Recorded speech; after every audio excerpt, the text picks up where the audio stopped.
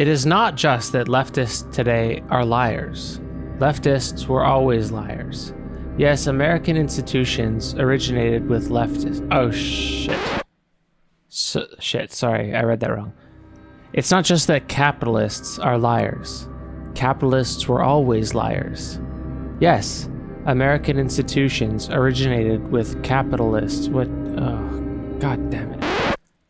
Anyway, whoever said it, this is the curse at the heart of our history, for which the bill is now coming due.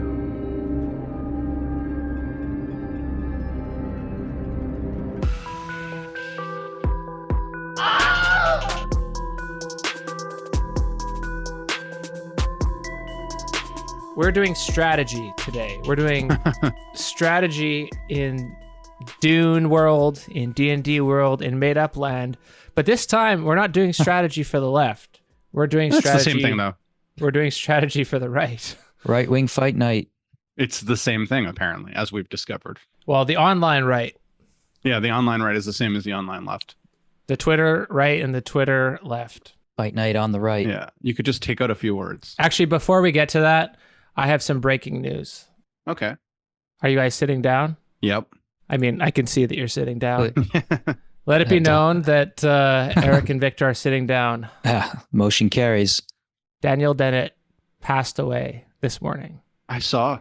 Oh, God, I didn't see that. So, RIP, his consciousness, which was already an illusion, is just dispelled back into the illusory background of the universe. Yeah, exactly. Did you see that he actually went on Jordan Peterson's podcast really recently? I actually listened to it. It was pretty funny. Wait, did he die like from a surprise cause? I didn't even find it. I mean, who knows? Like, he could have just had an illness. He seemed old. I mean, he was 82. So he seemed old in the podcast, but it was kind of funny. Like, it was a very polite discussion, but what I liked about it was that Jordan Peterson kept wanting to make all his metaphors to like biblical stuff all the time. And then Daniel Dennett would be like, yeah, like, I don't know why you're trying to overcomplicate this. Like, that's just this feature of consciousness here and here. And it's like, it's just kind of like a back and forth where he's like, well, it's kind of like when you go back and you look at the story about like Abraham and blah, and it's like, he told him that like the commitment he has to make. And then he's like, yeah, that's just like conscious, like intentional states when this happens. And like, I mean, I'm not disagreeing with you, but you're just kind of overcomplicating it. Yeah, Dennett's one of the new atheists. Probably is he the best of the four? The best of the Hitchens? Well, he's the only one who was like a real... Hitchens was the most interesting, except on that topic. He was the most interesting on other topics. Yeah, Hitchens was the most interesting guy. Daniel Dennett had probably the most intellectual / academic chops. He was the head of the American Philosophical something, which is just... It's fake philosophy because it's analytic, but you know. Yeah, matters. Cognitive science and philosophy of mind. I read his book a long, long time ago, Consciousness Explained, and I hated it at the time, but I think it's kind of right. I just still don't like the framing because it's not very aesthetic or interesting. Yeah. But it's a drafts version of consciousness. So you have like a low-level draft, but then something, and this is kind of where the problem with his philosophy is, something or some part of your brain revises the previous stage, and then that's revised as well. So you eventually end up telling a story to yourself about yourself, but then he also says the self is an illusion, so the source of that story is just the brain. And then neuroscientists were like, you can't be using our terms like that, dude. This doesn't, like, the way you're trying to put this neuro terminology into a philosophy narrative is sort of the same thing that you're describing the brain doing, and it doesn't work like that. We don't use evidence like that. It's kind of funny that you mentioned this because I was sort of looking into this stuff, into like philosophy of mind and cognitive science, just because one of the kind of final notes that I got on my dissertation from one of my committee members was, and as you know, and maybe for the listeners that don't know, I do use Merleau-Ponty kind of centrally in my dissertation. And one of my committee members was like, well, what if someone just decides that your view of Merleau-Ponty is, they just decide to reject it? Like, what if they're just like, and I was like, okay, well, I mean, to some extent, there's like nothing I can do about that. But then that got me to be like, okay, well, what influence has he had in like neuro. So like I added a small paragraph just basically talking about how, in activism, which I think is a view that like, the kind of embodied cognition thesis, right? All that stuff started with Merleau-Ponty. So I like kind of looked into that, and Dennett's name came up in that a little bit. And now it's become kind of a dominant, or at least very influential view in cognitive science, like the embodied cognition thesis. So I mean, I don't know. Isn't it weird when you get that kind of feedback? I don't know if you ever had that kind of feedback. Maybe your committee wasn't that kind of a committee, Pills, but where they're just like, well, what if someone just decides to reject this theorist that you're using? And there's a part of me that's just like, hey, well, like there's nothing I can do about that. Like, fine. But yeah, the response is like, no one's going to read this except you guys anyway. So why do you care if some theoretical person comes along to revise Yeah. Or I'd be like, I'm looking forward to hearing the argument then. But even setting that aside though, it's still it's a weird kind of feedback that like, I get it. But at the same time, it's like, yeah, like, and I did say this also, I was like, if someone comes along and says that, in some sense, there's like nothing I can do about that. Right. Like if someone writes a dissertation on Foucault and they're just like, well, I just think Foucault's wrong. It's like, well, okay, then why are you reading this? Yeah, it's like, if a hypothetical person rejected this, like, are you rejecting it? Do you want to reject it? You can push back and I'll answer you. But no, if someone disagreed with you, you could say that about any piece of writing. What would you say? What would you say to somebody who rejected your premise? That's just like being wrong. That's like being like, what if I'm wrong? And it's like, okay, I better not write anything then because I could be wrong. To be more generous to this feedback, though, it was also kind of nested in a point about the fact, and I think this was sort of true. She's like, you kind of just bring in Merleau-Ponty out of nothing. And like, so part of it was also, you should explain why you're using Merleau-Ponty. Like that's put something in the introduction. Yeah, which is what I did, basically. And that's when I bring up in activism, too. How come you can't just say, I like it? I know every famous academic just brings things in because they like it. Yeah, also. Their pet stable of references. Have you considered that your hypothetical audience might have rejected James Joyce? And it's funny because I think when I first got all the feedback, I kind of had, you have that initial kind of defensiveness when you read feedback. You're like, ah. But then I thought about it more and I was like, look, it's worth telling a story about why I'm using it. But yes, my initial instinct was like, what if I just did it because I like them? Like, I feel like academics do that all the time. Yeah, it's legit. Back to our breaking news that we don't know anything about or really care about at all. I mean, I feel for his family. I hope you're all doing okay. Daniel Dennett's dead. And, the draft's version of consciousness probably seems like something right, in that if you dig down far enough, you're not going to find much at the bottom. There's no kernel. There's no center. There's no self. Yeah, well, there's no one thing that consciousness names, because consciousness is a word. It's used practically. It's used for certain purposes. But if you go, what is consciousness? Then you're starting with a weird question, because you could just say it's a word, or then you can say it's a thing. And if we do neuroscience, then we'll find out what it is. That just hasn't been the case. It's more like what it does, not what it is. Yeah, there you go. All right, that's not what we're doing today. We're doing strategy for the right. Yeah. So we found a debate, and it was a debate in all the worst senses of the word, but it's a debate between Christopher Rufo and Curtis Yarvin, who most of us know as Mencius Moldbug, which is a very J.K. Rowling sort of name. Mencius Moldbug, and they debate the American Revolution, power, strategy, and more. Wait, but you forgot to mention Christopher Rufo, though. Who's that?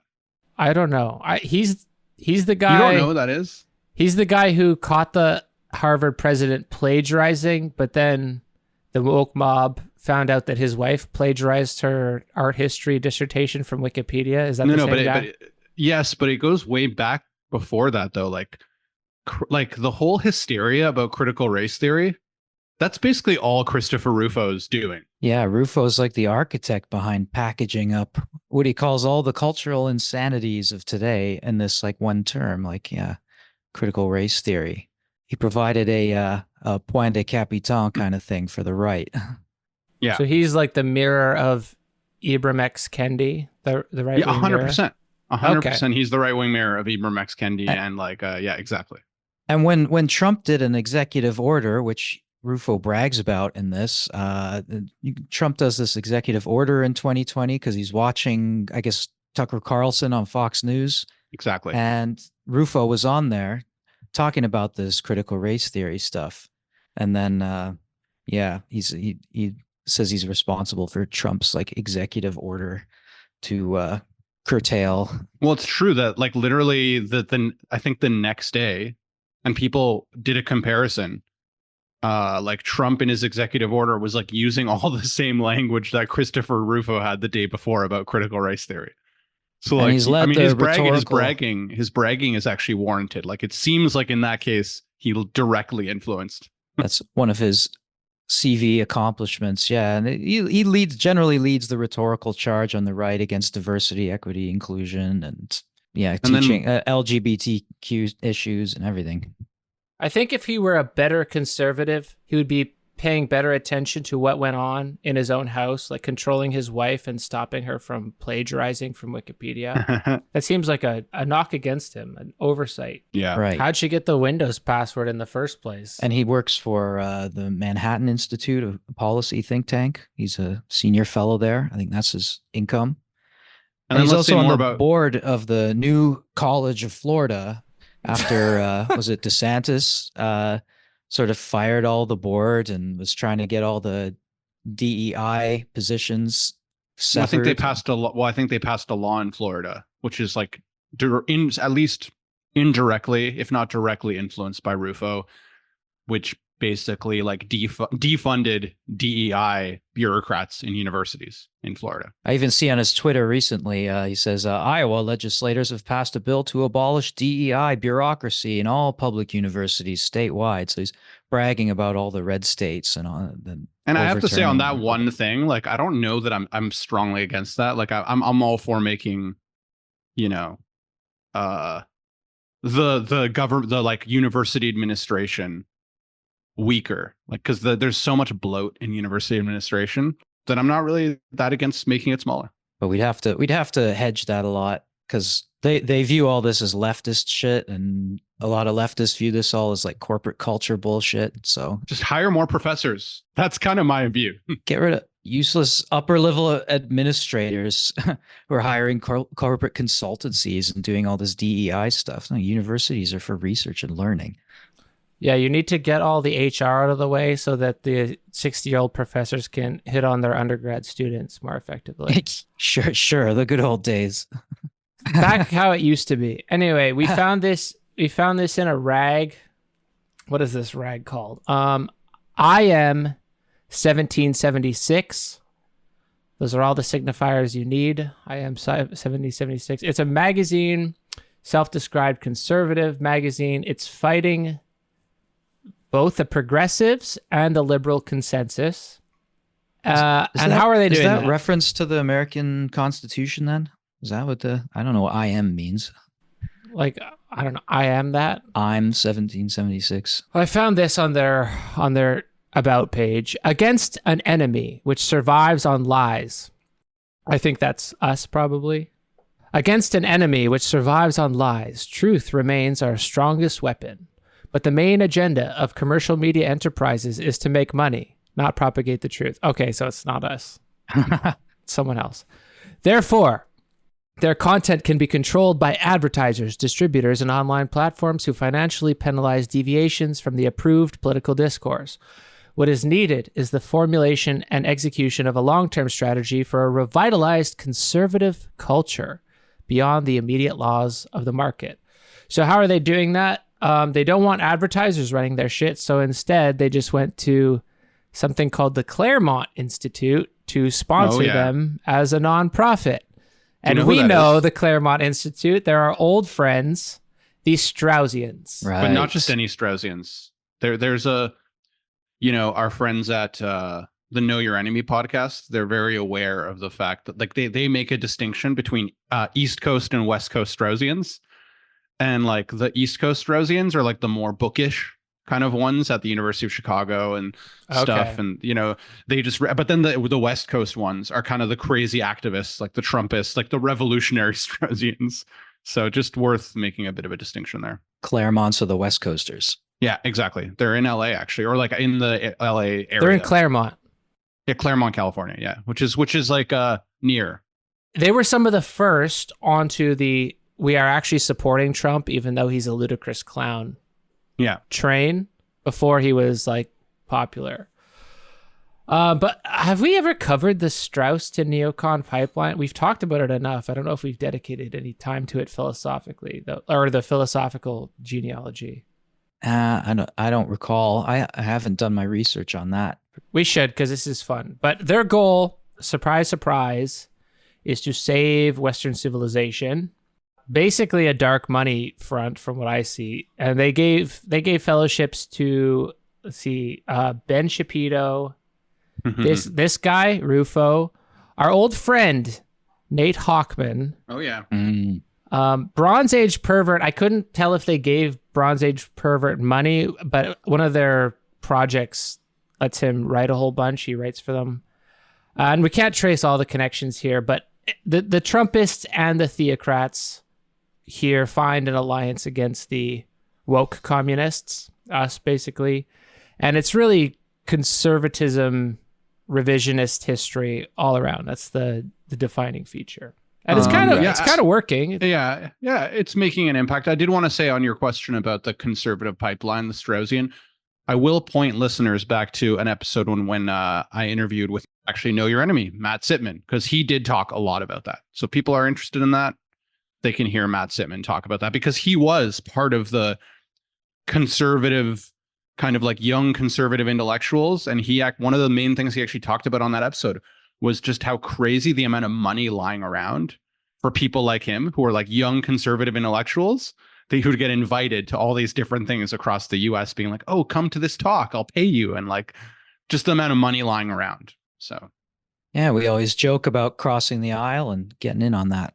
Yeah, exactly. The one guy in this conversation is one of those guys. He's the kind of guy who wears a suit to his Rufo, to his political theory class. Exactly. The annoying campus conservatives. But the other guy who, like, I'm kind of inclined to have distaste for because of his views, his crazy views. Well, the clips that I get. But he kind of undresses him rhetorically. Just kind of he kind of gets owned by the cool kid. And you always love to see the campus conservative, Curtis or as he Yarvin's calls the him, cool kid. He calls him the Brooks Brothers conservative. He gets kind of owned. Wait, you think in this back and forth Yarvin owned him? That was not my read at all. It's funny. Maybe in the other article. I don't know. Maybe I'm rhetorically inclined. I know more of what Yarvin says outside of here, but in this division, I think I'm going for Yarvin. Because the only thing that Rufo sees as like a measure of success is how many policies he can push through in Florida with DeSantis. And he's like, DeSantis he's just an annoying person. And Rufo is the same way. You have a deep down feeling of like, this kid should have got bullied more. I mean, I don't disagree with that. Rufo should have. And credit where it's due. When it comes to this quippy, like back and forth style, he comes from the early internet. Moldbug's good as a rhetorician. Yeah, he's got some pretty his blog style, it's like coherent, quick-witted, fast-paced, whatever you're lots of Paw Patrol references for some reason. Yeah, he's probably got young kids. That's what I was thinking. Yeah, I think so. He's just sitting there watching it with them, just hating it, and blogging. Fucking Paw Patrol conservatives. He's been doing blogs since the early days of the internet, and I think he's one of the very few people that I know from my pre-internet days because he was associated somehow with Nick Land. Yeah. And Nick Land was doing blogging. Mark Fisher was doing blogging. So yeah, I'm going to say Yarvin's a pretty good blogger. Good style. I think probably I just appreciate that he knows it's a game where the other guy takes himself super seriously. Rufo does. I mean, Yarvin is also just he's like a Silicon Valley crypto bro, basically, also, by the way. So just keep that in mind. Like he's got a computer science, I think, PhD or something like that. I don't know. I understand what you mean by he says he's amusing. I didn't find him that. I found him more amusing in the other article that you pointed to, which you should also put in the description, about where he calls like heroin liberals and cocaine conservatives. Like that was funny. But in this back and forth, I mean, the thing that I find frustrating about Yarvin is he just gets caught in these like weird historical anecdotes. And I don't know, to me, I just have no idea what he's arguing for. a lot of the time. I mean, he'll just kind of say, he'll be like, history this, when this happened, therefore like monarchism. By the way, that's his self-described position. He's a monarchist. Yeah, I'm a radical monarchist. That's the clearest statement right in the beginning of what he's advocating for. And then the rest of it is just kind of, yeah, like sniping at Rufo's historical references and saying, "Oh, this won't work, that won't work." I mean, and then Rufo, all he's really saying is like, okay, he kind of admits to being an idealist for the founding of the American Constitution, which which Yarvin spends a lot of time kind of making fun of him for kind of being this like naive idealist about like, oh, the greatness of these figures. And then Rufo does kind of say, yeah, like I am, but then he goes into all the things that he's been doing, which then Yarvin makes fun of. But I don't know. I mean, to me, I'm like, I get, okay. And I guess one of the things that I found interesting about the debate, you could just change some of the words and it would be an argument between a Marxist revolution and like a left liberal incrementalist. Yarvin is like the Marxist who's just like making fun of any incremental changes that have happened, like getting rid of DEI programs, kind of like a Marxist making fun of some lib who says, oh, well, I helped pass a policy that like increased the wages by like 0.5% and or something like that. Right. This could totally be like post-Marxists fighting with more orthodox Marxists or something like that. Yeah. I think we all agree this is the tone of this has many sort of echoes of infighting on the leftist kind of circuits too. I think echoes is the wrong word. Echoes allows too much distance because this is the mirror. Yeah, it's the mirror in the internet. Because the leftist version of the same argument is AOC sold out. No, we need to smash and resist, not get elected. And here Rufo is the get elected so that we can ban books guy. And Moldbug, he's maybe the mirror of the guy we had on a week or two ago, One Dime, which is to say, we're going to talk about V for Vendetta 2 here. I don't care about making the thing happen. I'm strategizing the end game, the new monarchy in the Europa Universalis game that I've invented and I'm playing in my mind. And you could just replace, in Moldbug's terminology, I sent a bunch of quotes in our group chat. And it was just replace the word progressive with capitalist, and you have a Marxist argument. You have something that was written by like Naomi Klein or someone like that. Yeah. Yeah, they are like mirror images. And anything to the sort of, if you're on the left, if you're a leftist, then anything to sort of the right of your position is just all conservatism and fascism. And if you're on the far right, anything to the left of your position is just liberalism or, cultural Marxism. So they parallel each other. And Moldbug's point in here is like, oh yeah, wow. you got Why are you calling him Moldbug still? Well, I don't. That's what I know him as. Okay, it's like a latent image. Okay. So what Yarvin says here is, yeah, you got a few professors fired. You think that's like you think you did a good job? Like she just got reassigned, like the president of Harvard. She just got put back into the sociology department. She still has her old wage. Like you didn't change anything structurally. You just got someone fired. Which is such a mirror image. Yeah, exactly. That's what I'm saying. That is the mirror. Totally. It's absolutely something to write about. It's something to brag about. But is it substantially different? No, not really. I mean, I don't know. I think maybe I'm just sympathetic to Rufo here, not because of what he's doing, but the structure. Because he's a lib. This is how you feel. You're attacked all the time. That's of course. Yes, exactly. And I think, and to me, it's like I think what I would say about sneering at all these. I mean, I don't know. Like, ask the trans people in those states if they think that those changes are irrelevant. Right. I mean, I don't know. I think that it's had an impact, a real impact on people's lives. So, obviously it's a really bad impact. So I don't know. Like, I mean, he's also downplays it too. I think, Rufo has actually gotten legislation passed in several states. It's not just like getting a couple DEI people fired. Is it single-handedly or is it just like participating in a push in like in political organization to pressure legislators to make these changes? And he's kind of at the forefront of that. I mean, I'm not saying it's him alone, but he's participating in a movement. And I think that what he turns, and then he kind of says, again, like the mirror image, like Yarvin being the kind of Twitter Marxist, he's like, okay, like, what are you doing? You're just sitting online, like blogging with your like clever, witty, like shit posting. But like, are you doing anything? No, you're just like pointing the finger at other people who are doing stuff that you just think is funny. It's like a fucking mirror image. And Yarvin keeps saying, like, you're just an internet activist grifting boomers for donations, which is, you know, probably true. Yeah, of course. But we don't really get much of his position in here, which is... No. Well, Yarvin, that's the thing about Yarvin, is that he doesn't really, like, give his position. I have heard him in other places.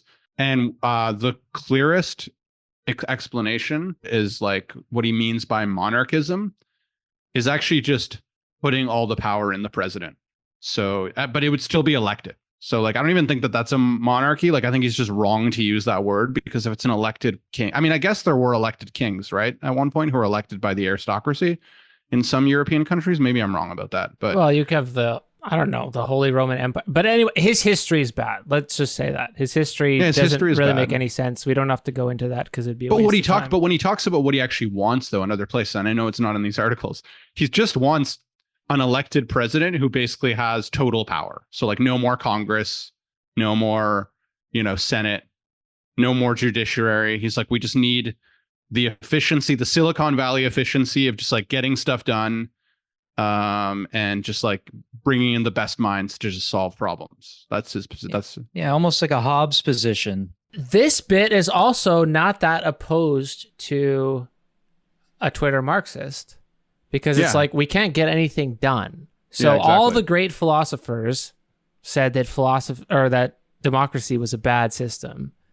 But if you had real power as opposed to this simulated power, then we could get things done. Which is a fantasy. Totally. I mean, it's a total fantasy. This is the fantasy of the Twitter Marxists too, that they think that you can somehow bypass the messiness of actual politics or something by just bringing in like some kind of authoritarian power. Yeah. Like the Vanguard Party. Yeah, the Vanguard Party is the other version of this. But this is what's most silly about strategizing a fantasy endgame in your mind, is that for someone who talks about power as much as Yarvin does, you can't just skip to the endgame. You have to, first of all, depose everyone who currently has power, which right now is like winning a chess game where you have 3 pieces left and the other side has 10 pieces. Russia got fucked up in World War I, so they had only to win a 3v5, and did. And basically, you kill a couple aristocrats, and you got it. But you can't overturn a stable system using internet ideas. Like, you can join DSA, but while the boomers are still getting retirement checks, you're never going to have mass mobilization. Sorry, period. So you can't skip until the end unless you're saying, okay, this is what we should do after the meltdown. But then who are you even speaking to? Because who cares? But for Yarvin, what happens after the meltdown should be monarchy. But when you're thinking of monarchy, what's he thinking of? It's like a king. 1200 in England, or like France, or Caesar, like Louis XIV. Yeah, France, but you're not thinking Louis. of like the entire Holy Roman Empire, which is just a constant squabble, competition over resources, competition over territory.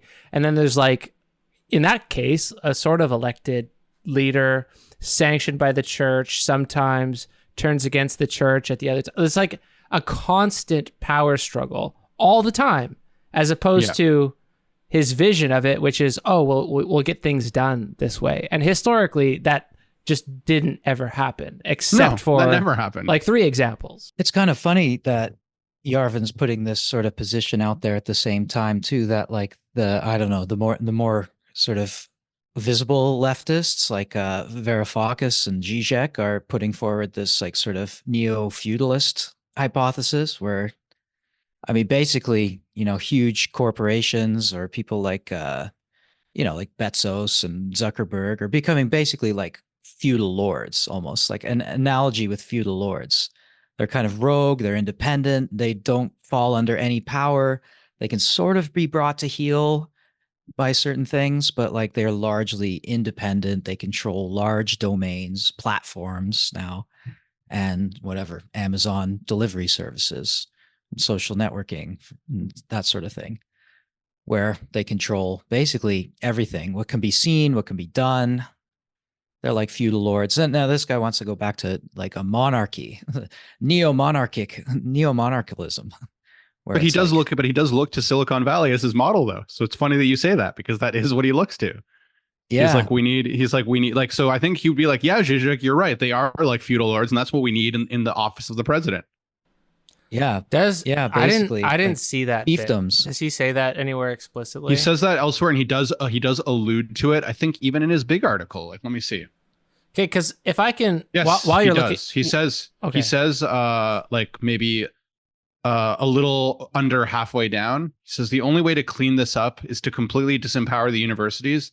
The state has to think for itself and always have the last word. It will need to build a collective brain far more effective and intelligent than its present academic mind, a brain of Silicon Valley quality.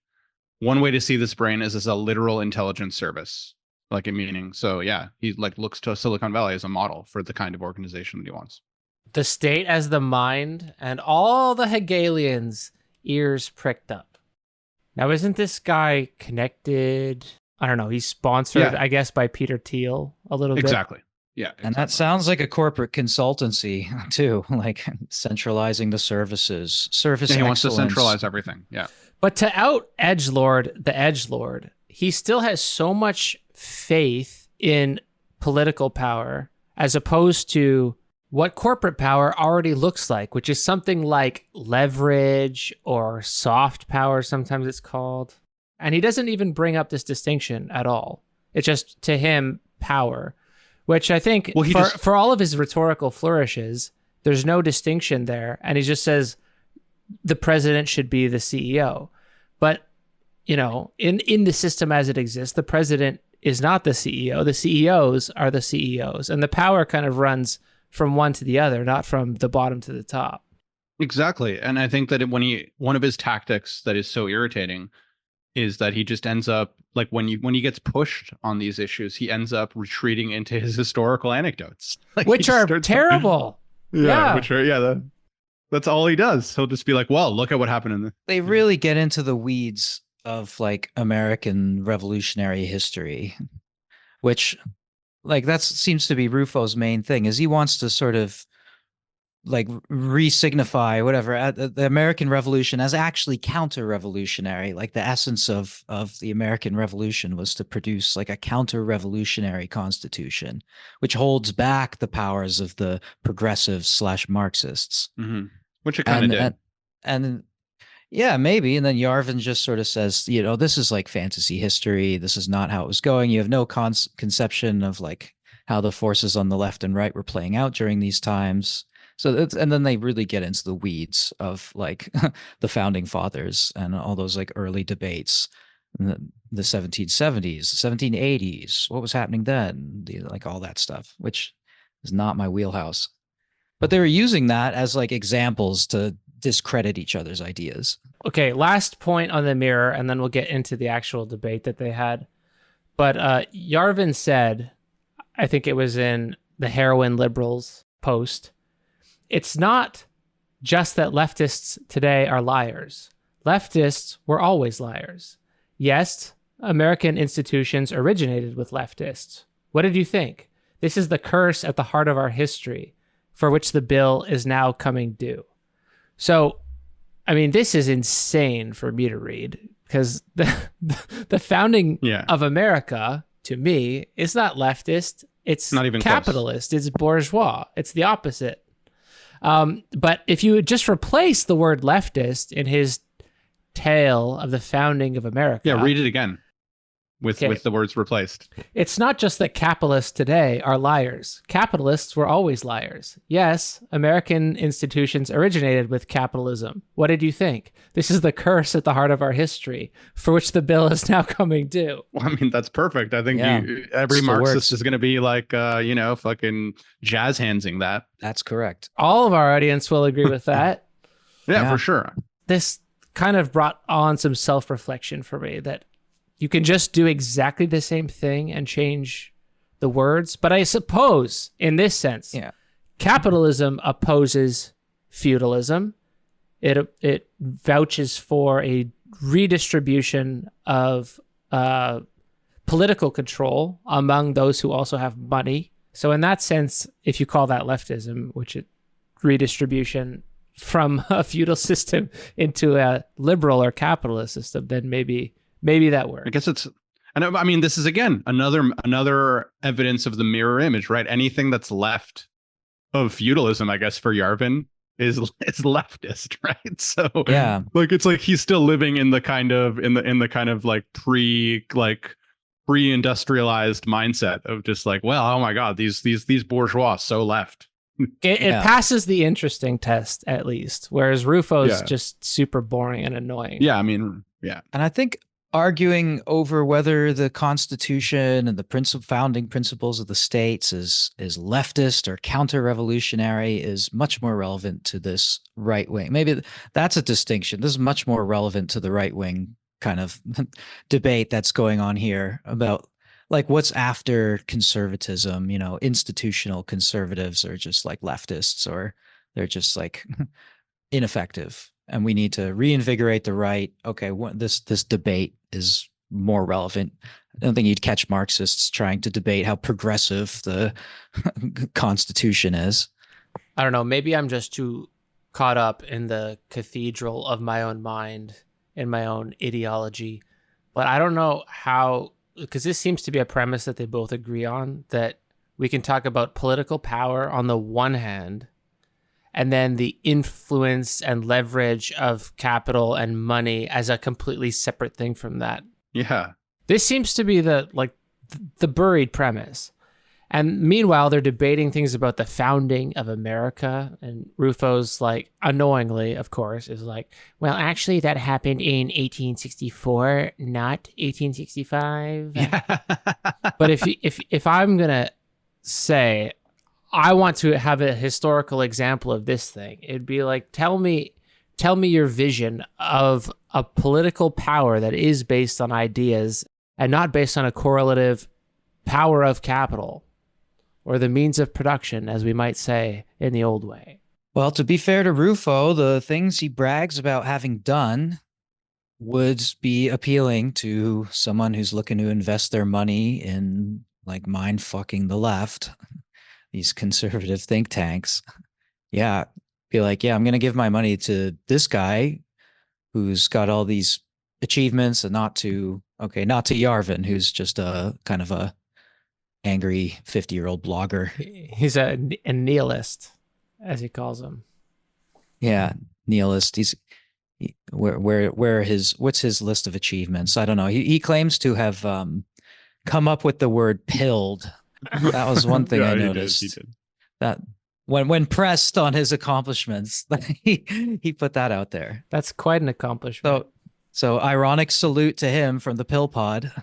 Hey man, if he did coin the term "pilled," that's a lot more than banning the book that says Timmy has two dads. Yeah, exactly.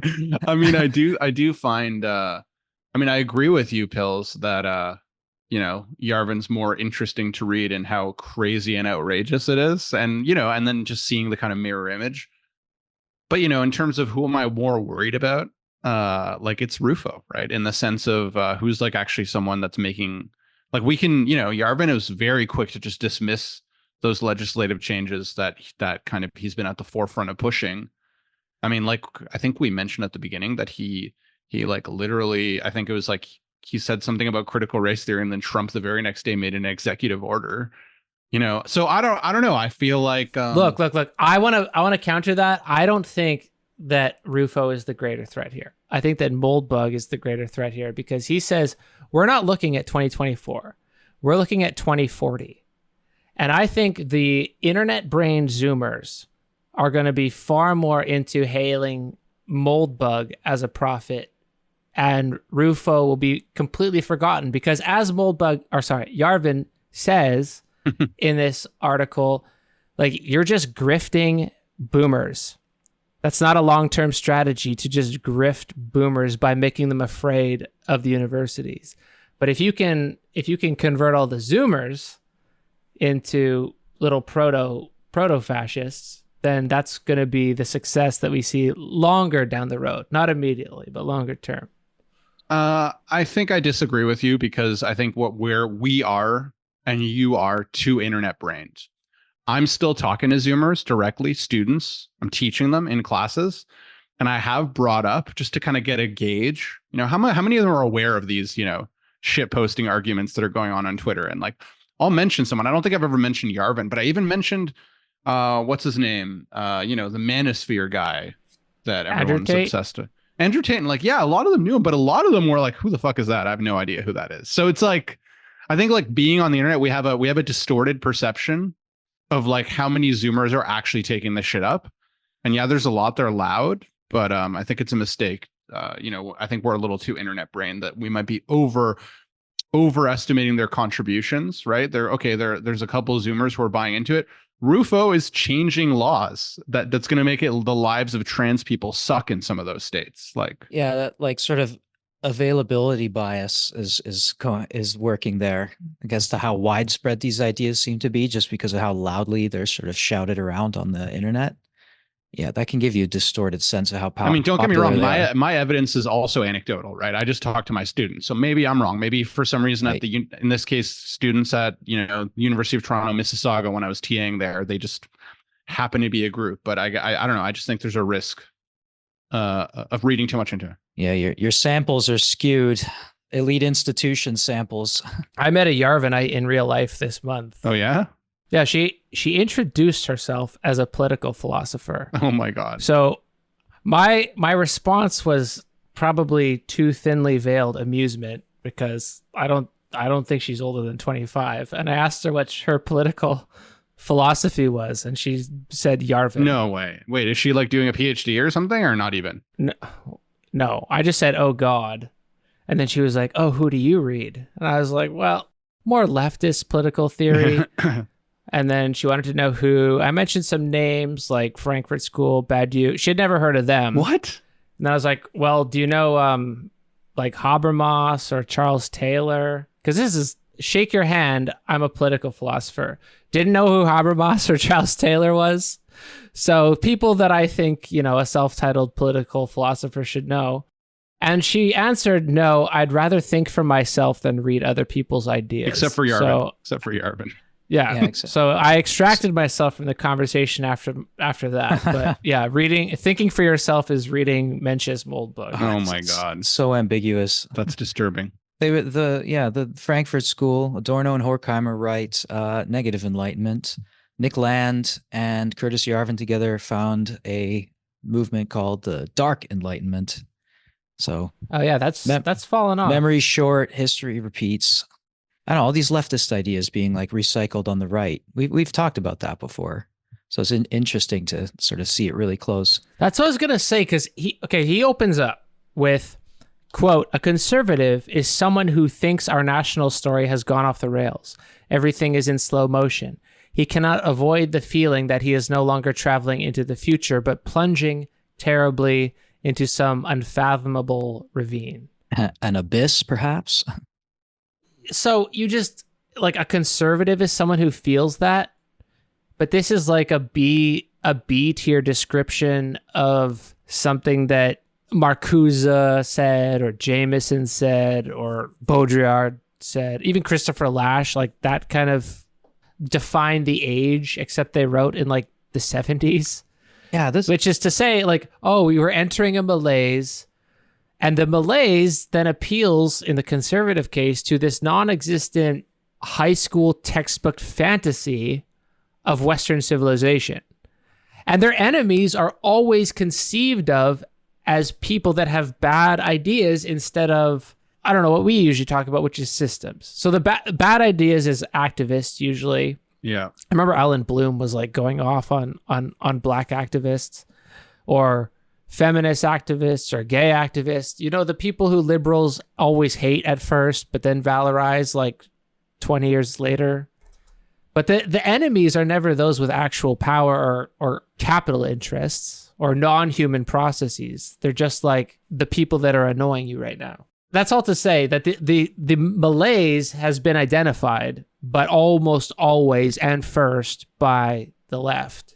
and then a little while down the road, then the right wing can start to mirror it. Yeah, I mean, we kind of noticed the same thing happening when we read that guy, what's his name, the introduction from the Why Liberalism Failed book. Oh, Deneen, Patrick Deneen. Yeah, Deneen, Patrick Deneen. Yeah, Patrick Deneen. I mean, similar thing there, right? It's like they notice them always later. They start talking about corporate power. And... Yeah, like Alistair McIntyre, I'm told, is a kind of an inspiration. He's like he was Marxist, and then he kind of got onto the virtue ethics train after virtue. Yeah, wasn't he a Catholic?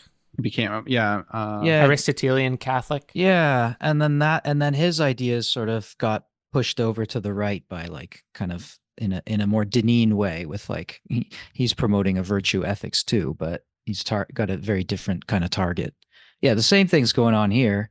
I mean, even what you read, that off the rails thing, that is like that's the closest thing to a kind of philosophical position. Like compare their two sort of initial responses on this, like Yarvin says this is like structuralism and post-structuralism on the right. So like Yarvin is like, I don't believe in rails. There's no historical determinism, no manifest destiny. All future history is contingent and unwritten in the blank page in the hands of men only. Oh, there's a red flag. And then Rufo comes back and says, oh no, we disagree about the nature of history. You're a nihilist. And I believe there's a logical structure to human nature, and consequently a structure of political order, read probably like natural law and natural right. And the American founders were exceptional people with exceptional vision. And Jesus, I defend this problem-oriented approach because American pragmatism is a long and glorious tradition. So that so he presents this sort of teleological view where there's something above all the power, and it's the telos of history, right? It's the direction, and we just have to get back to the basics, that real counter-revolutionary core of the Constitution and the American Revolution in order to set this country back on its rails, because he believes in rails, and Yarvin does not believe in rails. This is the ideas matter historian, which is Rufo. And I like this, though. Yarvin calls this Paw Patrol history. Yeah, one of his many references to the children's TV show. Which, he claims that he's lost in the mists of this liberal historical tradition. Quote, doesn't it seem to blossom with a vague and glorious haze, like Obama's autobiography, wafting from the windows of a broken down VW Beetle, end quote. Yeah, I like at the end, in like Rufo's final response, he's like, quote, over the course of this dialogue, I've asked you a series of basic questions, which you have systematically ignored.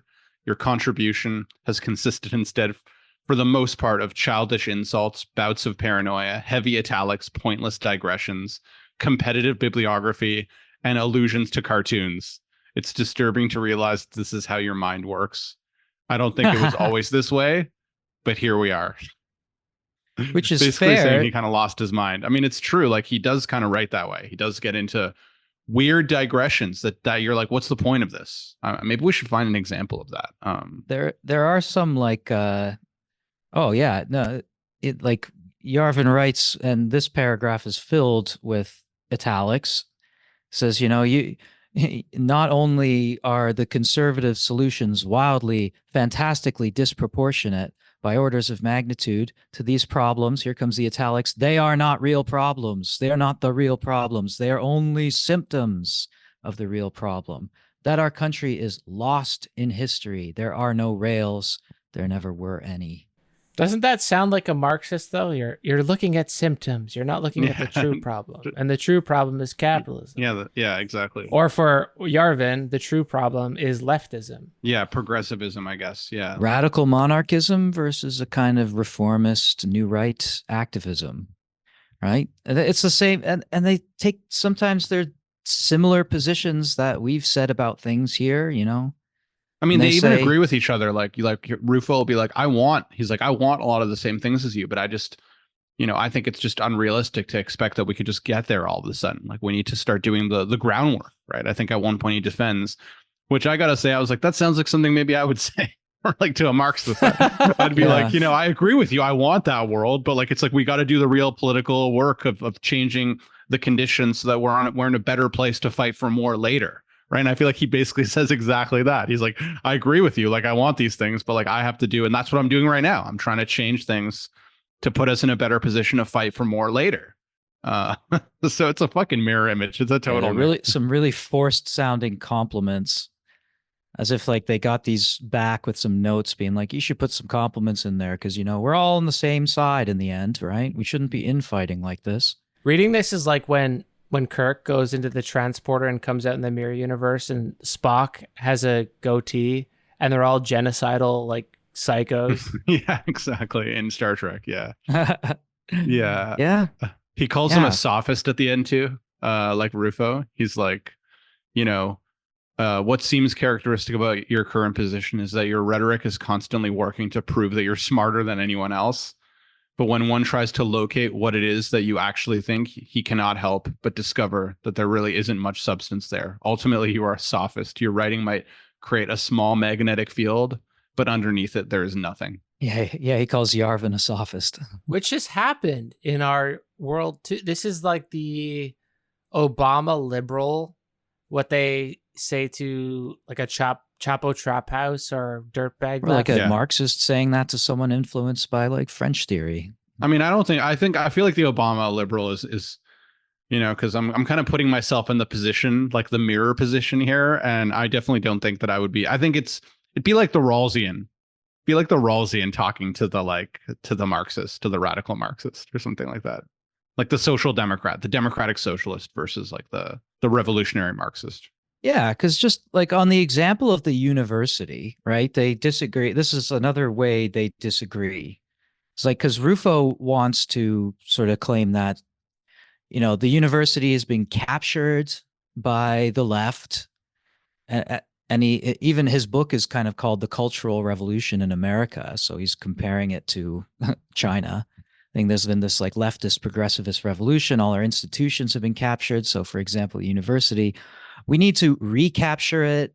And the idea is to kind of wage ideological warfare, first with language being important. We need a new vocabulary on the right. And then we need to get sort of statesmen involved and run it up the chain like that. But we need to recapture the institutions and, you know, convert them back to the basic, you know, whatever constitutional principles of the United States was founded on, whatever. And Yarvin comes back and says, you know, no, there's no reform or revolt. We need to completely replace the institutions.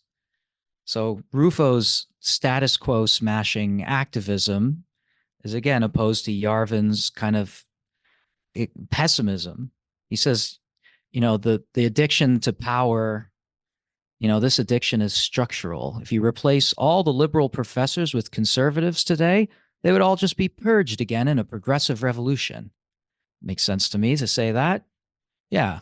You know, you take out the Harvard president, they're just going to get another one of their folks back in there, another progressive president. We should talk about the other article a little bit. There's some funny stuff in there about like the different pills, and he talks about like progressivism being heroin, like heroin liberals and cocaine conservatives. I don't know. I mean, Pills was the one who kind of pointed this one out. Isn't that something we would say too? Like the liberals are an opioid meant to lull you. Everything's okay. Everything's gonna be fine. And he says the Bush era conservatives, that was powder cocaine. Yeah, that was fine. And now the Trump pill conservatism is crack. Yeah, that like, and I think where does he say? He calls it the orange pill. Not quite all the way to the red pill, but like the orange Trump pill is, yeah, it's like, God, where there's such a funny quote where he's saying like, oh, Trump realized like, what if I cook this in the microwave? It's baking soda. Yeah, put some baking soda in the microwave and make it more intense. Here's another quotation that I would have said. Can we stop LARPing? There are no statesmen anymore. There haven't been statesmen since the passenger pigeon. Yeah. Dear God. We do have politicians, though. Surely you've noticed the difference between Thomas Jefferson and Pete Buttigieg, John Adams and Ron DeSantis. The mirror image is just so, I mean, you know, the kind of, he calls it, oh yeah, he's like the orange pill has evolved from the genteel powder conservatism of George W. Bush to the hardcore rock of Donald Trump, the very stable genius who was the first statement to think Coke is great, but what if I put it in the microwave with baking soda? Could it maybe? Would it hit like a motherfucking freight train? There are still old Brooks Brothers conservatives who will never lay down their silver spoons, but the rest of America has moved on. And then he's like, but don't be fooled, the orange pill is still orange. So it's not like all it can possibly do is get you high. It may look red to you. This is an illusion. You are not there yet. Right. So, and you know, one thought I had is, you know, which maybe this doesn't fit in exactly with the mirror image, but it is interesting to me. And insofar as the Zoomers are being attracted to this stuff, I do think that some corners of the right have managed to kind of grab onto the punk rock aesthetic of politics that the left once had, right? Like it used to be kind of punk rock to read critical theory and I feel like that's kind of over. Like, I don't know. And it's like the more that it's become like, I don't know, in mainstream, I guess. I mean, in a way it's mainstream because I mean, critical theory is influenced.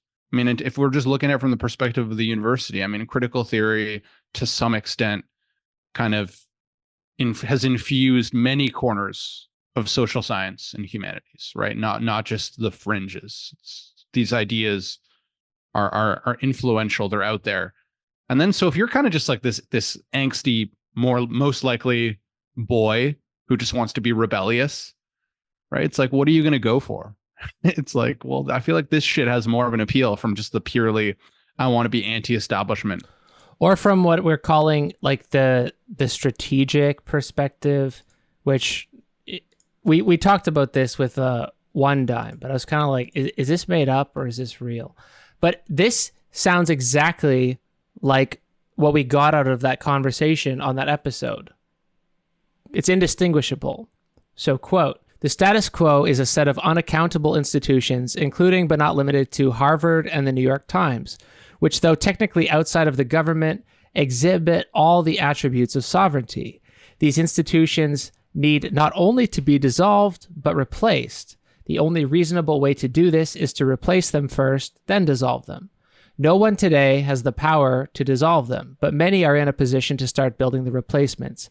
For political change to become possible, the nascent state of organs of the next regime should, so far as possible, already exist. They may be embryonic, they may have to metamorphose, but everything is easier if they can grow out of some already extant seed, which in some way managed to survive under the old regime."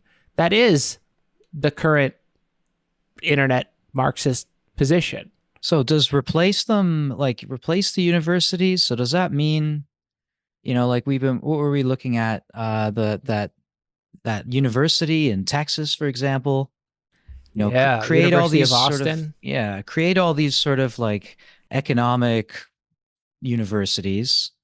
And then eventually, once those have kind of outcompeted the mainstream universities, and then just dissolve the whole thing. And then eventually, with our view in the end to become a monarchist society, which seems to me to just say, okay, what does that mean today? Fascism? Well, Moltbug's on this point right, where he says we're not cool, so we have to make conservatism cool. And Rufo's harming that goal rather than fulfilling it, which is true. Like, no one wants to be Ron DeSantis. He's annoying. But reform is not the way to go. Replace, slash, and burn.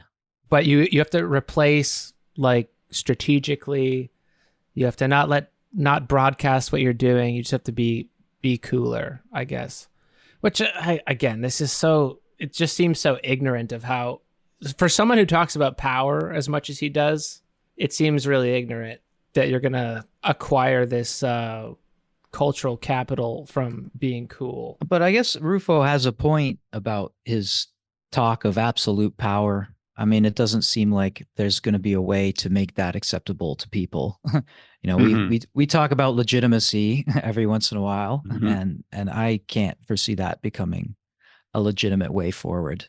Yeah, it seems very fantastical. Yeah, like is power going to be democratically transmitted to a fascist government, or is the fascist government going to have to take power, which would be illegitimate, and nobody would recognize it, and there'd be a horrific civil war over it? It's not just going to be fascist, Eric. It's going to be Silicon Valley genius Yeah, making all the best decisions. right. If you were there at the founding of PayPal, that is enough to qualify you as a genius for the rest of your life. Exactly. Yeah. I've been extolling Moldbug's rhetoric, but this is where it's just really fucking stupid. He says, quote, "When this leftist English tradition was exported to the rest of Europe, it drowned a thriving continent with a millennium-old civilization, first in revolution and war, and finally in bureaucratic stagnation. It's the third horseman of the apocalypse, mass migration. You might think this has happened already, but you haven't seen anything at all." But this is exactly the same type of revisionist history that he's accusing Rufo of doing. Yeah. Except Rufo's doing it with the American founding. He's doing it with, whatever Europe was before liberalism. Because liberalism, materially, was a necessary response and an advantageous response to, like, the 30 Years' War. The 30 Years' War apparently happened in a thriving continent with a millennium-old civilization, but killed, what, like a quarter or a third of the continent?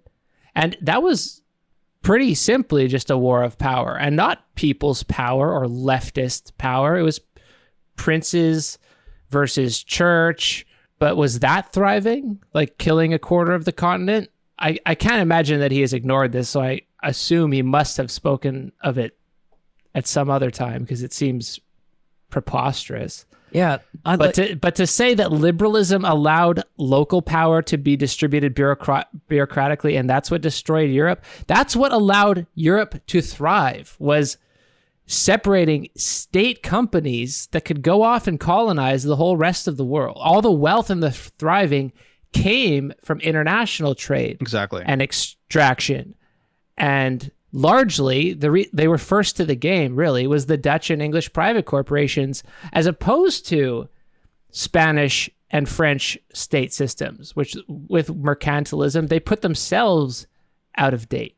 Yeah, they were proved they were proved to be less efficient, right? And like kind of decaying, like those state systems, I think. And like this new system where you separate and you have kind of private enterprise, it ended up just outperforming all of that. So yeah, like his reading just makes no sense.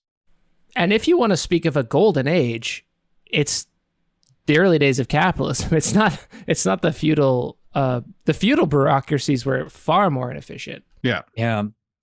This is the trap, right? It's always tempting to fall back into the revisionist history and be like, no, you got this wrong. No, you got that wrong. Oh shit, like French Enlightenment ideas about liberty ironically came about under one of the most absolute monarchs in like all of history, the Louis. I think there were about 3 of them, starting with the 14th. And these so-called enlightened monarchs or enlightened despots who promoted learning and the sciences and all that.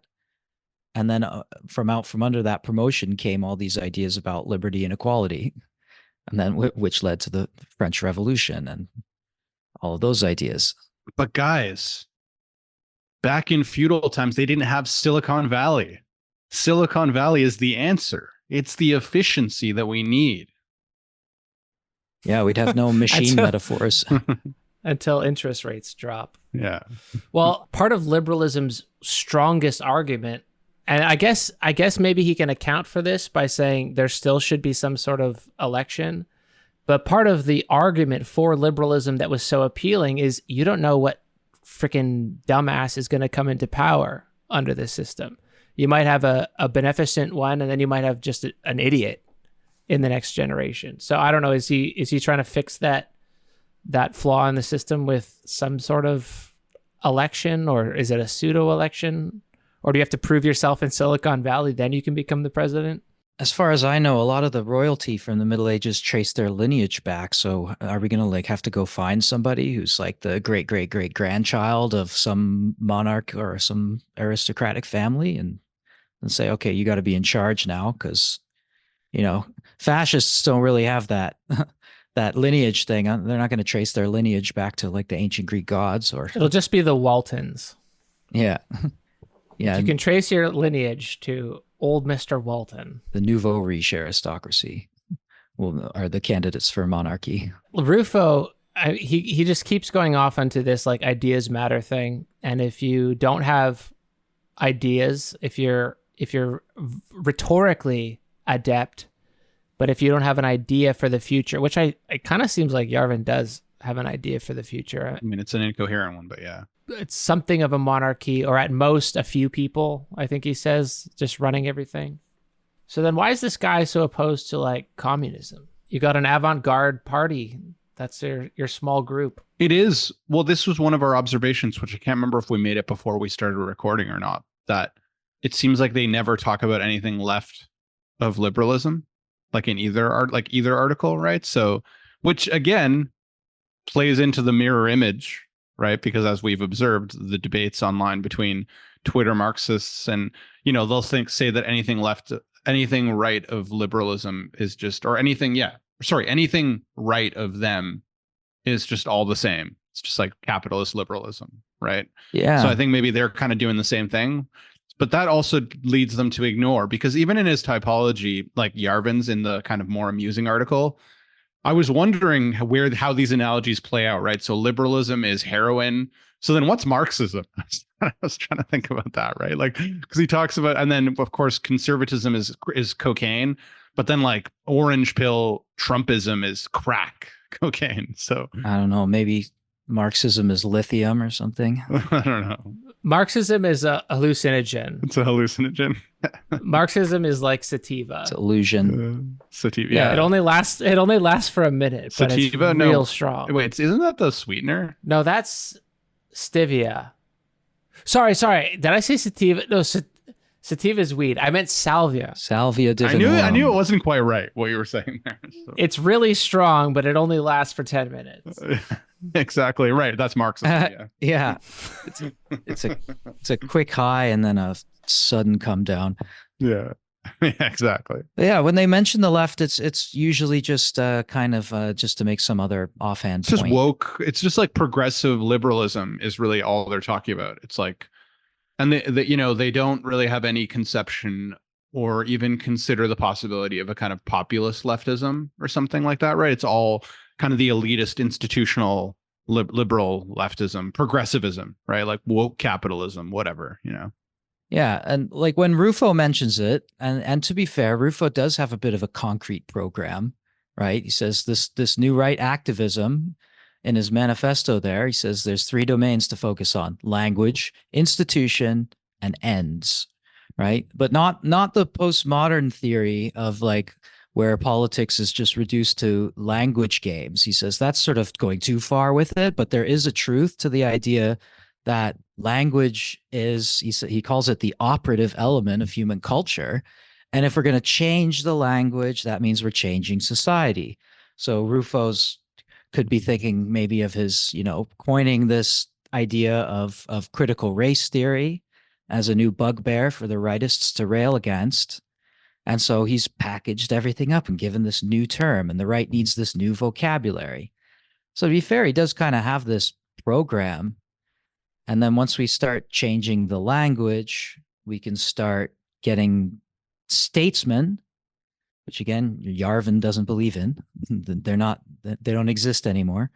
But for Rufo, yeah, then we get the statesmen involved, the people who actually make the policies.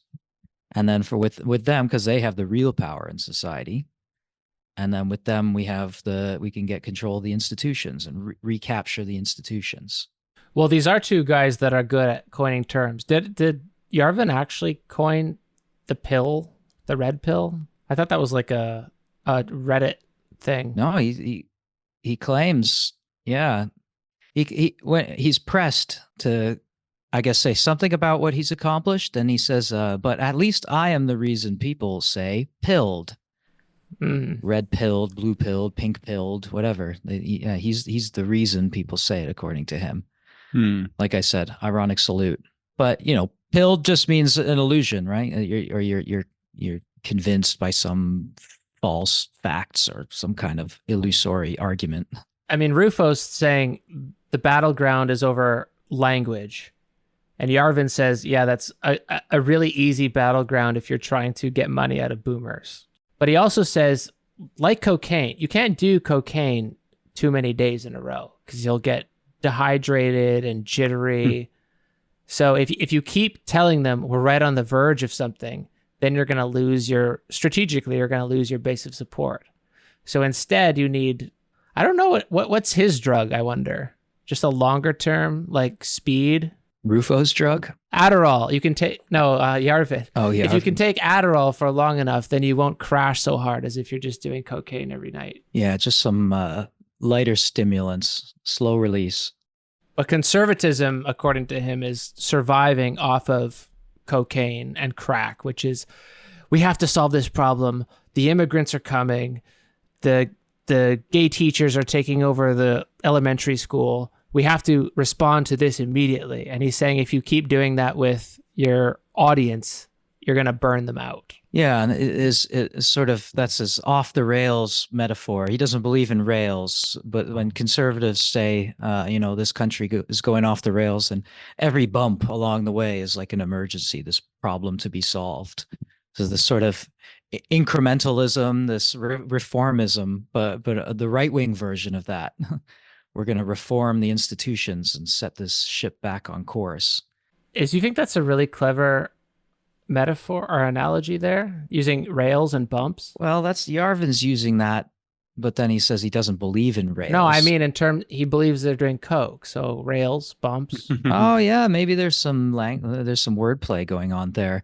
Hey, so Yarvin takes language seriously too. It seems he's just not like explicitly making it a part of his own program for the right, which is kind of like a non-program, if I'm being honest. Okay, I listened to a podcast that he did, and he comes off much better in text than he does on.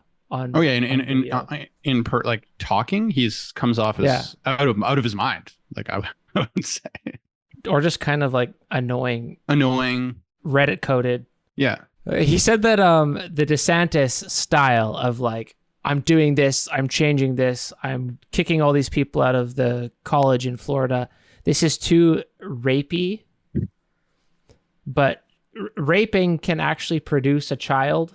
But DeSantis comes off as rapey without actually producing any children, which is just a bad look. And his strategy, conversely, is to seduce. So he wants to seduce over the long term people to come to his, I guess, monarchist side. And then, one last mirror here. Isn't this what the left always talks about? We need to organize. We need to talk to the working class. We need to seduce them away from the Trumpist tendency. But that seduction thing, there's an obvious crossover with Baudrillard there. It doesn't mean, obviously, the same thing in this context. But I guess his way of seduction is, I'm going to be cooler than someone like Rufo. Yeah. And I mean, I think if I'm given the choice between the two of them, he's at least successful on that front. He's good at rhetoric. Yeah. And he's, you saw firsthand the effect of that girl that you ran into who said she was a political philosopher. And Yarvin was the only one she apparently read and was coming up with her own ideas. So the seduction is in full effect. And when it comes to critical theory, we can't talk either because it's all critical. There's no, it's all deconstruction. It's all criticism. There's no positive programs for change. There's no, at least the modern kind of unionist, DSA, base building, Marxist left is, grounded in the reality of working class jobs, unions, and collective assertions of power. Speaking of unions, congratulations on your union coming to terms. Some hard fought wins. Well, we're not going to know as of this recording. We do not know the outcome of the ratification vote. But they recommended that it be voted on, right? That it be voted in the affirmative. We've been acting all week like yes, it's over, but it's not official. While we wait on that result, I felt called out by this quotation, and maybe we can end on a discussion of it. But he says that these conservatives, the Rufo conservatives, they're stoned on history. So they keep thinking about the revolution. They keep appealing to American Revolution, appealing to these great men, these radicals, the Constitution. They're stoned on that kind of history. And I felt a little bit, as a leftist and a leftist content consumer and creator, we love history. We love reading about how the CIA, how we had this great program and the CIA fucked it up. And in Chile, they're to blame. Well, everywhere. Yeah. Iran, Indonesia, Chile, Soviet Union, Afghanistan. But yeah, that we had this great plan, and it would have worked if it wasn't for that darn meddling CIA. And that's a lot of what leftist reflection is on. And we've done this endlessly, talking about 68, talking about when things turned. They turned the wrong way. Could they have gone the right way? But we're kind of stoned on history too. Oh, 100%. In that power's too boring. It's too bureaucratic. It's too diffuse. Yep. To try to make those kinds of changes. So stoned on history was a line that I liked, that I feel like, yeah, that goes both ways. It's interesting that you say that that stood out to you. I mean, right away, the way that you described it reminds me of what Zizek said. I think it was in The Pervert's Guide to Ideology when he talks about Titanic. And he has that whole bit about how, how that story, people read it and, they're like, oh my God, it's like this beautiful story of love. And, when Jack, Leonardo DiCaprio's character, died, it's like this tragedy. And Zizek's thesis is kind of like, well, he kind of needed to die, because what would have happened if they got off the boat together? Like, he's a bum. He's a literal bum who goes around drawing prostitutes. It's like they would have had maybe 2-3 weeks of sex, and then she would have been like, what am I doing with this bum? She's an aristocrat, right? So it's like she needed to die. He needed to die to keep the fantasy alive, right? So it's in his death that it stays alive, the beauty of that story. And then he connects that to the kind of like the lost causes, and it's like, and leftists do the same thing, right? It's like we grasp onto this one time when it ended, and we fantasize about what would have happened if it went the other way, and don't actually, think seriously enough about, well, would it have actually worked? Would it have actually led to something concrete? It's like, yeah, of course, in the moment, the ecstasy of like, oh yeah, we were fighting so hard in 68, and it's like, who knows what would have happened? What if they won? And they would have had to pass laws and like decide on things and like figure out how to, do it. And it's like, yeah, maybe it would have been better. I'm not saying it wouldn't have been better, but the fantasy certainly keeps a certain, the fantastic quality of it is preserved by the failure. And in that sense, we are stoned on that. And even just saying we didn't lose, they beat us. But no, that's losing. Like, they stole it with all their power. Yeah, so we lost.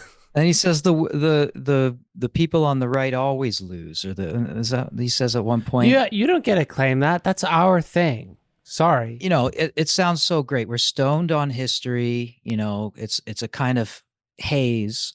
I'm like, okay, great. Like, it sounds like he's almost going. Remember when we did our sort of Baudrillard end of history? At least Baudrillard's like consistent with that view. Although, if history ends, then actually there never was history. It's all just this like simulated. Well, we did an episode on this, right? Like, which I was kind of resistant to, because I still like what you were saying. Those sort of counterfactuals and alternative kind of man in high castle kind of alternative histories. They help you, critique your own ideas, see them as contingent. But here's how Yarvin cashes it out. Once he sort of drops down from his rhetoric, he says, it is easy to ask yourself if you are using history appropriately or not. Okay, ready for this? If you are using history appropriately, the people in that history would, if you brought them to the present time, approve of the way they are being represented. Okay, so that's his standard for using history appropriately. If the people would like it, who you're talking about would agree with your characterization of them. So he says if you brought the founders on a tour of this year, they would agree that the regime has nothing to do with the one they invented. So this is like a verification principle for your ideas. This isn't a kind of postmodern point. that history is infinitely interpretive and reinterpretable. This is a kind of revisionism, but it's about getting it right and then realizing that all our ideas are stupid because they've already been tried and none of them are working and we need something more radical. And how is pulling a standard like that vis-a-vis nothing just out of your ass? Like, oh, if you brought them to the present, let's interpret whether or not they would agree with the way that their ideas have been taken up. That's totally postmodern. God didn't write that rule down anywhere. This guy's, it's postmodern conservatism. Furthermore, he also says that wokeism was invented in Elizabethan England, and I don't have any clue what he means by that. Yeah. And woke is a synonym for progressive, and progressive means communist or sympathizer. It's a rhetorical strategy. It's sophistic. It is definitely sophistic. I mean, Rufo is not wrong that there is something sophistic about what he's doing. But it's fun. Doesn't the charge of sophist carry with it the distinction that there's real philosophers and sophists? I guess so, but no, I would imagine not in the way that, I mean, I don't know. Rufo, I think he is like, he doesn't have a PhD, I don't think, right? Oh, no, Yarvin makes fun of him for this because he has a degree from Harvard, but it's not the real Harvard. It's like the Harvard extension. Oh, yeah, exactly. Yeah. But I think he said his teacher was Harry Jaffa, right? Like a Straussian or something like that. So I was trying to figure out if that was like graduate That's school the guy work, that started this magazine. Oh, right. Okay. Which is, this magazine, he's a West Coast Straussian. Yeah, West Coast Straussian. Yeah, what is it? The Claremont Institute was started by that guy's students who also sponsored Rufo to just talk, I guess. Got it. Well, fun. I mean, it was a fun. I mean, I feel like this was more interesting than I actually expected it to end up being. So I know it's weird. At one point in the manifesto Rufo wrote, he sort of proposed we engage in agitprop, which is specific targeting of specific ideas, not just the sort of big ideas stuff, but like basically propagandizing against particular ideas to attack the political discourse directly on individual issues, as he says. And then Yarvin says, don't do this. This is a terrible idea, this Soviet-style agitprop. It's just amazing how many, they're the mirror. They're borrowing ideas from the left and borrowing ideas from actually existing communism. I feel like you should name this episode some sort of play on Rorty's book about philosophy in the mirror of nature. Maybe there's something there. Yeah. Right in the mirror of the left. Yeah. It really is like through the looking glass. Warping to the mirror, into the mirror universe. I don't know. There's a communist revolution, and then you go through the looking glass and see what the other side looked like. Then what if the Nazis won the war, kind of thing, like from Fear and Loathing in Las Vegas? It's a giant circus. Well, here's a Yarvin quote that we could have said: "No empire is forever. No institution is eternal. Any institution can be dissolved. The truth is not that these institutions must exist forever because they exist now, but that they must be replaced by new institutions which perform the same function." Mm. That sounds like something, a combination of what I say and Victor says. Yeah. It's constructed, but once you deconstruct it, you're going to have another one that does the same stuff. Yeah, exactly. All right, guys. Well, that was good. All right. That'll be it. That's Head it. over to the Patreon if you want other episodes. Read these crazy articles if you want. Some funny stuff in there, but I think I'm gonna read this Yarvin article more deconstructively. You know what? You should have the cold open be you reading the quote with the words changed, or something. Okay. Be like this is what we're talking about, and people will be like, "Yeah, based. I agree with this." It's kind of telling with our sort of idea that this is recycling leftist ideas too. When Yarvin says the central message of Tolkien's mythos is that no one can use the tools of darkness against darkness itself. Yeah, what the hell is that? Just gonna drop a Tolkien in here? Yeah. Yeah, it's not wrong to use these tools. It's just that they don't work.